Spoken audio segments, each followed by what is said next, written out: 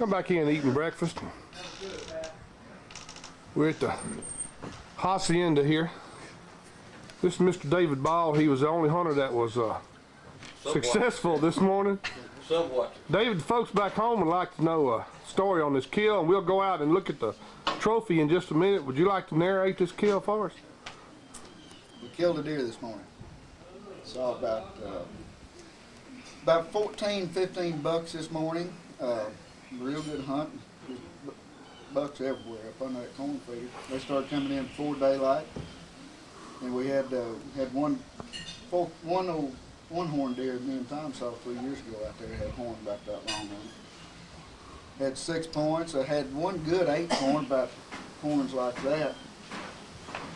Didn't want to shoot him though. No, didn't get a chance. He came in and got out too quick, and I couldn't get a shot off of him. So my bow was laying on the ground. So anyway, I watched. Other than him, he was the only deer I saw that I really wanted to shoot at. And, so after the morning progressed and the deer started leaving the feeder, I thought, well, hell, none of these bucks worth killing. I'll just go ahead and take my doe this morning. And rode up with Ken Barrett. He's always talking about how he shoots his deer, how he shoots them old does and give them a sport chance. So figured I'd try to do like Ken Barrett does, just shoot one in the head. And so that's what I did. Wade got that doe turned away from me. She's the last deer in the feeder, last one to get out. She got exactly 25 steps when I pulled the release and let the air fly. Hit her right in the back of the head. And the broadhead come out somewhere up between her eyes. The broadhead was sticking out about that far, and the hair still lies in it, and fell dead, just like that. I walked up and got the deer, and I pulled her back behind the stand, and I just gonna sit there and think about it, because I done got real depressed when I went up there and looked at that deer. It wasn't no doe. It was a little spike horn about like that. I wasn't feeling none too happy because I wanted to come get me a trophy buck.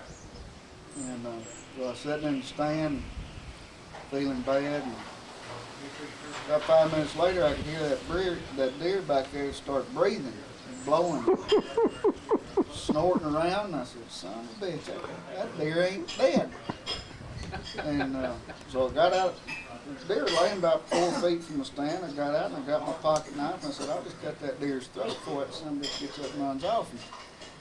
And when I reached down to cut the deer's throat, the deer charged me with that broadhead sticking straight out to me. He's like a unicorn, huh? He's like a unicorn. And I'm trying to get away from that goddamn deer, and I was afraid I was fixing to get stabbed with my own broadhead.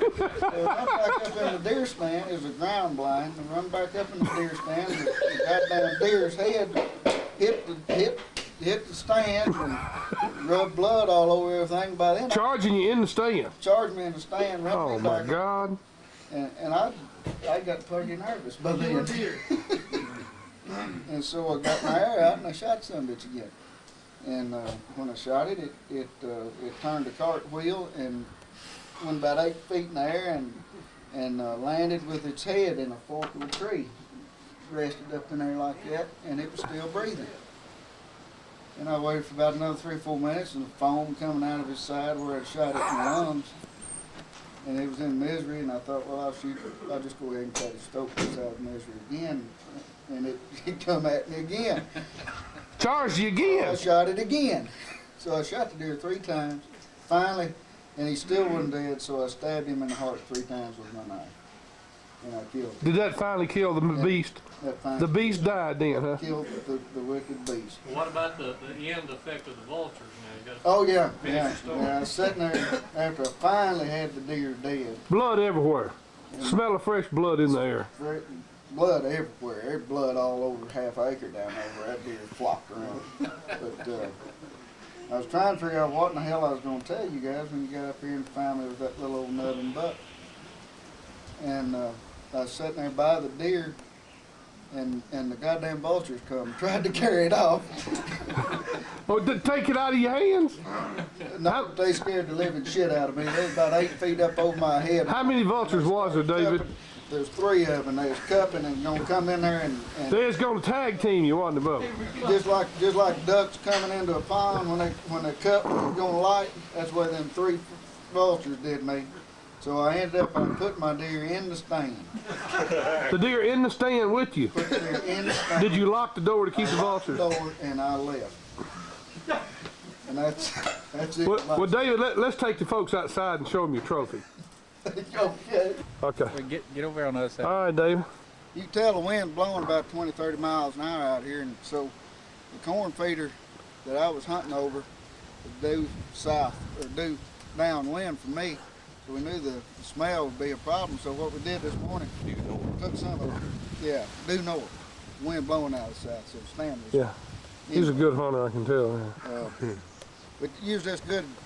Hold that still, David. Let me zoom in on vanilla the. extract. Show the folks back home here. So what we did. That's pure vanilla, isn't it? Pure vanilla, Mexican vanilla.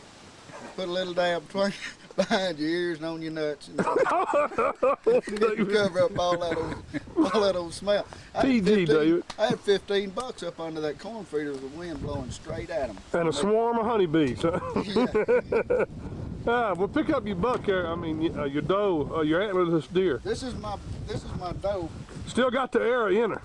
When she was the last one to leave out from under the feeder, she was walking straight away from me, and so I was gonna try that Ken Barrett shot, and I hit her right behind the head, and it come out right there.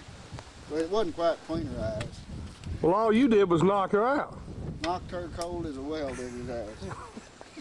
It ain't killed nothing. But there's bone chips all up in here.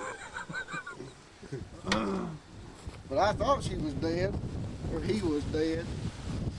And he was dead for about 5 minutes. What did he finally break it? Did he break that broadhead off when he run into the stand? No, he didn't do that. He broke that off, I believe, when he flipped over and landed with his head in the fork of a tree. Well, was he just resting in the tree, or was it? No, he was after my ass.